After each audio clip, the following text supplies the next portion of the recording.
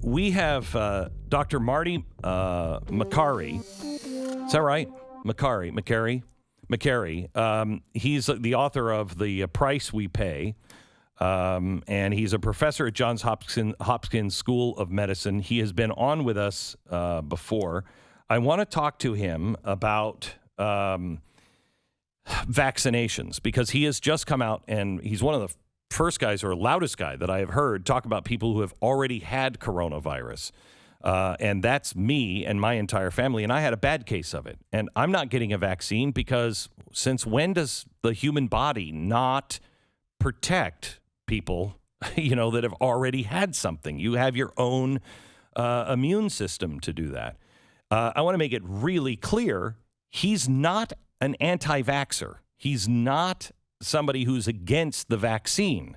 He just thinks that we should talk about some nuances here and some other things about the vaccine. The doctor is here with us now. Hello, doctor. How are you? Good to be with you, Glenn. Thank you. Thank you so much. So help me out on, no one is talking about anybody who has already had COVID. I already had it. I had a bad bout of it. Is my body doing what it always does when I get a virus? Yeah, it turns out God designed our bodies properly. And when the immune system kicks in, it works. It's effective. And I used to think that natural immunity was as good as vaccinated immunity, but new data is suggesting it's better. Now, I would never suggest anyone run out there and get the infection just to get natural immunity, because if you're at risk, dealing with the infection can be a little scary. But for those who have it, let's recognize it. There's almost no discussion about it except for one sham misrepresented study that the CDC put out last Friday that tried to support their argument. But, what's happening is this sort of political entrenchment where they take a position early that every American with 2 feet needs to get vaccinated, and they won't look at the data on natural immunity or other special situations.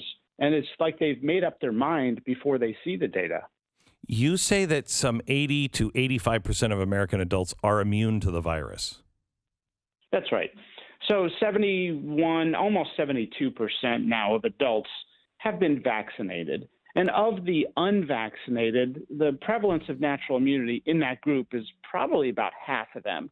So that puts us at around 85 to 87% of adults now have immunity. That's pretty good, something we should feel good about right now. The virus is circulating really quickly now in its Delta contagious form among that remaining 10 to 15% of adults who have no immunity, no natural immunity, and no vaccinated immunity. And for those people, I am worried about them, and this is the time to get vaccinated. So people who have not had it and people who have not had the vaccine. Right. And if you look at the, say, 600 Americans who died yesterday, they're all in that group. They are adults who have no natural immunity and no vaccinated immunity. Okay. Talk to me a little bit about we're going back into mask mandates. Well, wait, before I get to that, let me just ask you this. There are a lot of people, I think, that don't want the vaccine because of the way the government has presented this.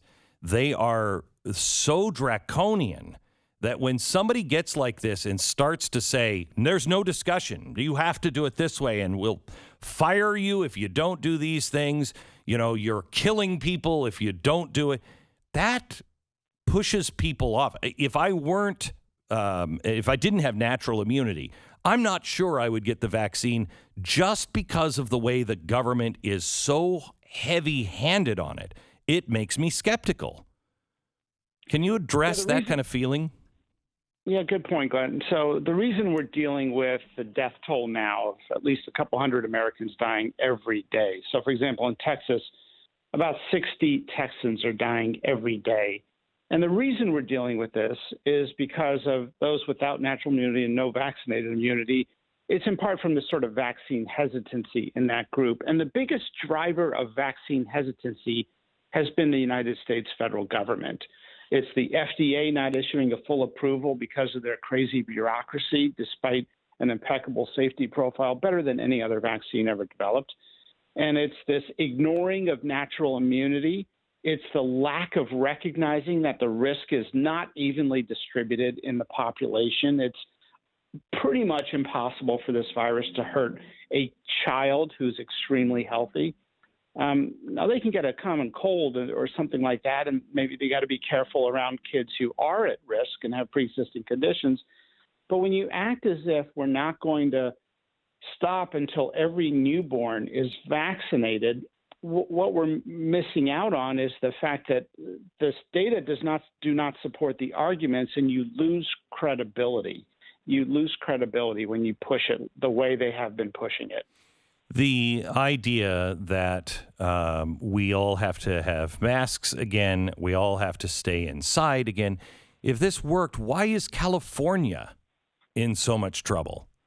And do we have to mask our children?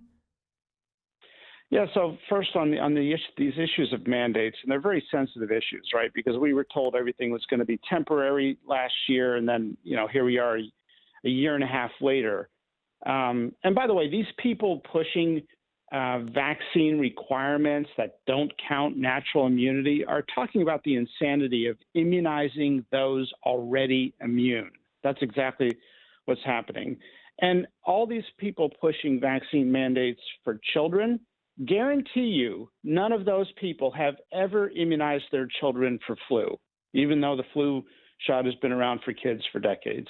Guarantee you, this is becoming a highly stigmatized virus with its own unique set of, fears. And I'm also concerned about coronavirus, but in the group where it hurts people, adults with pre-existing conditions. The masks probably do reduce transmission a little bit, even in kids. Cloth masks are the least effective. But here's the problem with saying every child in America has to wear a mask. It ignores that some parts of the country, a lot of it actually have very low levels of the infection right now. And we've assumed there's no harm to the masks. That's not true. I don't think the right argument medically is masks don't work. I think the honest argument is there's zero evidence to show they do. And I do mean zero. We've spent more money as an NIH on the Wuhan Virology Institute than we have studying masks in children.